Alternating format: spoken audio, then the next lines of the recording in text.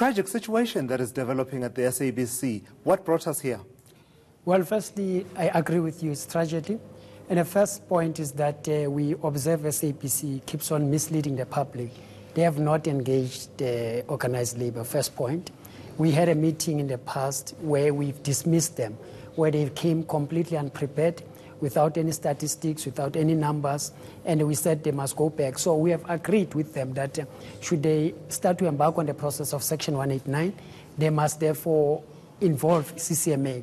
That will be auspices of that meeting.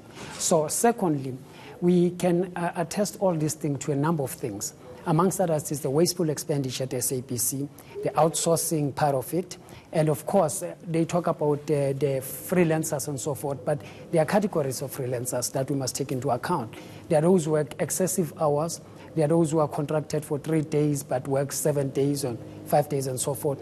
That's why we are saying as Communication Workers Union, we must call for HR independent audit before they can come to any particular conclusions of the retrenchment. Talk to me, Aubrey. Is there in your minds as organized labor a scenario that rescues the SABC from its dire financial mess, but without losing jobs? Absolutely. That's why we are aggrieved by the fact that they've said they've engaged us. We have spoken to the Minister of Communication, Honorable Nomvula Mkonyane. We said one of the things around SABC is the funding model of the public broadcaster, because you have to keep the SABC afloat in terms of finances. And the other areas that we have to look into, we must bring in the regulator, which is ICASA. We have now, because of a digitalized economy, those who are broadcasting through the internet stream and so forth, the Netflix and a number of other things. We are not paying tax, nor are they paying the levies in that regard, as opposed to the European countries where they do. So we're saying we take those levies and make it as part of the funding model of SABC. We are going forward to the digitalization of the public broadcasting. But is that really a solution, though, Aubrey, pouring in more money? Let's say we had a proper funding model.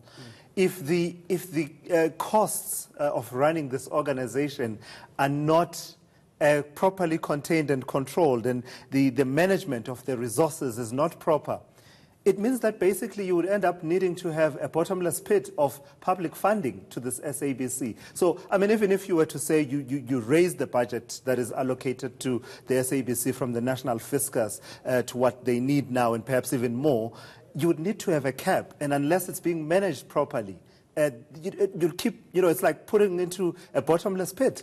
I agree with you 100%. First and foremost, that's why we have to talk of the business model of SABC first. We have to look at the books of SABC. Where do we have these wasteful expenditures that are happening throughoutly? You can't just close your eyes and say, if I cut X numbers of workers, therefore it will generate profit. In those numbers, they've just put numbers without necessarily putting warm bodies into it. But you'll find that a number of them, they do significant jobs in the marketing department. They bring a lot of money. So you cut the goose that lays a golden egg. That could be a problem as well. So you have to revisit. That's why we call for independent auditors in terms of the HR itself at SABC, be able to redeploy people properly, but also look at what we have raised now, the management itself of the funding of the funds of SABC, so that we don't find ourselves next year talking about bailouts or talking about any other situation that might lead to. So, I mean, it then comes back to this issue that the SABC highlighted in one of their presentations, that in terms of the settlements that they've reached with you guys, organized labor, in as far as the salary increases are concerned, they are saying since 2008, those settlements have been above both CPI inflation, but also above, at times actually at odds with the revenue patterns. So there's a point where there was really dramatic, where you see the line that represents the revenue of the SABC dip quite steeply, yet the settlements, and as far as salary increases are concerned, remains the same. Do you take any responsibility for that? Typical of people who have a mentality of privatizing a public sector, typical of them, will continue to negotiate for best salaries for our members without share of it.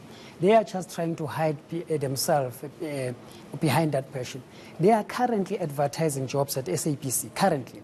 They've been employing people in the last 3 months on lucrative contracts at SABC. The same executive is now crying foul of the high salary bill. That's a very contradiction statement right there. So we have to go back and revisit this thing. You can't therefore blame, if you look at SABC with a staff complements of about 4,000, we have more than 900 managers. So it means that it's big on top, very slim at the bottom. Well, they're saying it's about 400, not about 900. They're denying that. And I saw you shaking your head when they were talking about the cost of EXCO, that's the executive component of management at the SABC, being estimated at about 25 million rand. It's laughable. They were asked at Parliamentary Portfolio Committee to say what are their salaries. They couldn't disclose. We are looking for that. Hence, the independent will assist us. But secondly, you remember the board, the interim board, in a period of 6 months, each cost about 600,000. So the numbers there do not tally. So we are challenging SABC on all of that. That's why we are saying let's wait for the meeting at CCMA. Let them bring the stats, let them bring the book so that we can challenge them. We are prepared for that.